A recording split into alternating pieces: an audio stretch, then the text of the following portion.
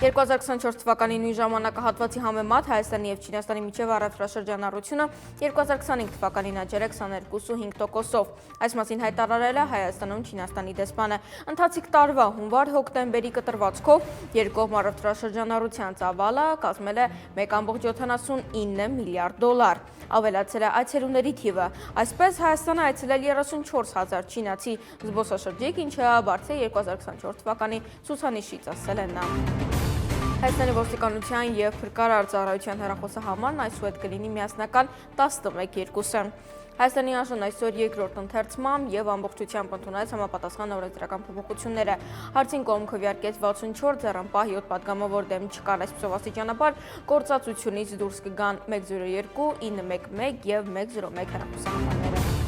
Վաղը դեկտեմբերի 18-ին ՆԱՏՕ-ի գլխավոր քարտուղարի տեղակալ Ռադմիլա Շեկերինսկան կայցելի Հայաստան, հաղորդել է ՆԱՏՕ-ի պաշտոնական կայքի համաձայն գլխավոր քարտուղարի տեղակալը կհանդիպի վարչապետ Նիկոլ Փաշինյանի, ազգային ժողովի նախագահ Ալեն Սիմոնյանի, արտաքին գործերի նախարար Արարատ Միրզոյանի և պաշտպանության նախարար Սուրեն Պապիկյանի հետ։ Նա նաև կհանդիպի քաղաքացիական հասարակության ներկայացուցիչների և ՆԱՏՕ-ի դաշնակից դեսպանների հետ։